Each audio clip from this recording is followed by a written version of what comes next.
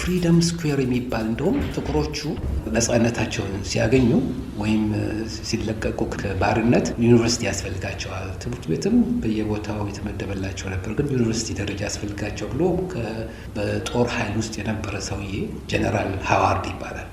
በሱ ስም ነው የተሰየመው ይሄ ትምህርት ቤቱና እሱ በጣም ይጨነቅ ነበር። ምክንያቱም አንጎላ ያላቸው በጣም የተራቀቁ ግን ጥሬ የሆነ እውቀታቸውን ለማዳበር ተብሎ ነው እና ማስታወሻዎች አሉና ይሄ እውነት መካ ይባላል።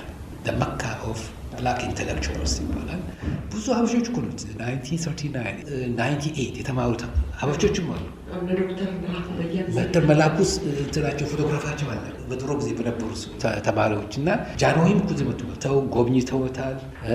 እና እውነት ደስ የሚለው ይሄ ዩኒቨርሲቲ ምንድን ነው ቫይስ ፕሬዚደንት የሆነችው ካማላ ሃሪስም እዚህ ነው የተመረቀችው። ብዙ እንደው የሱፕሪም ኮርት ጀስቲስ ማርሻል የሚባለው ተርጉድ ማርሻል የሚባለው እዚህ ነው የተመረቀው። በዛ ምክንያት ነው ይሄ የትምህርት ቤቱ ኤዱኬሽኑ ጉዳይ ለሁሉም ክፍት ሆኖ የተገኘው እና ሎው ስኩላቸው በጣም የተራቀቀ ብዙ ነገሮች የሚሰራ ነው። የመብታቸው ጉዳይ ሁሉ የሚከታተል ነው። ሜዲካል ስኩል ውስጥ ያለሁበት ቦታ በቃ ነምበር 1 ፕሮዲውሰርስ ኦፍ ሜዲካል ዶክተርስ ይሄ ገለጥቆች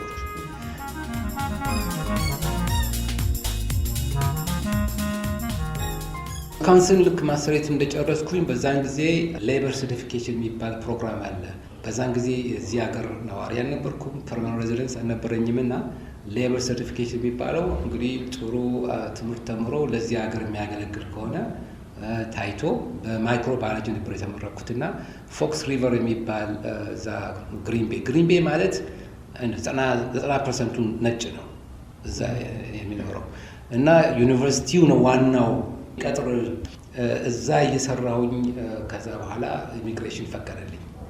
ማይክሮባዮሎጂ ሲባል እንግዲህ እነዚህ ጀርሞችን በውሃ ውስጥ ሰዎቹ እየመጡ እዛ ፎክስ ሪቨር የሚባለው ውሃ ውስጥ ይዋኛሉ እና ያማቸዋል እና አንተ ይህንን ጥናት አድርግ ተባልኩኝ እና 8 ወር ጥናት አድርጌ የኬሚካል ፕሮፐርቲስ ፊዚካል ፕሮፐርቲስ ኦፍ ፎክስ ሪቨር የሚባል ማስተሬት ውስጥ ያሳተምኩት አለ። ወረቀትም የጻፍኩትም አለና በጋዜጣ ግሪን ቤይ ጋዜጣ የሚባል ጋዜጠኞች መጠውን ጠየቁኝ። እንፈልገዋለን ይህን ልጅ ያሳተመው ነገር በጣም ያሳስበናል። ምክንያቱም ጀርሞች ካሉ ጀርሞች መኖራቸው አለ ካምቢሎባክተር ጀጂናይ ራሱ ምን አይነት ጀርም ባክቴሪያ እንደሆነ እሱ ሁሉ ጽፌ ነበርና መጀመሪያ ጠየቁኝ። ስለ ኢትዮጵያ ትውልድ የመጣው ምናምን ነበርና አሁን የማይክሮባዮሎጂ ኤክስፐርት ሆነሃልና የግሪን ቤይ ፎክስ ሪቨር ኤግዛክትሊ ምን አይነት እንትኖች ስፔሺስ ኦፍ ባክቴሪያ እንዳሉ እሱን ሁሉ ጠቅሰሃል። ከካም ወዳ እዛ እንዳትቀር እዚህ ሀገር ይፈልግሃል አለ። በዛን ጊዜ ነው ሌበር ሰርቲፊኬሽን ልክ 1 ዓመት እንደጨረስኩኝ አመልክት ተባልኩኝ። ለሬዚደንሲ አመለከትኩ።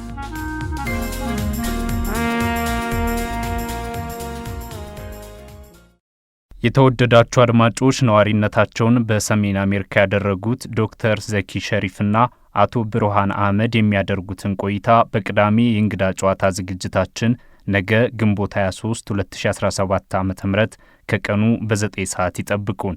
ሸገር 102.1 የእናንተው ሬዲዮ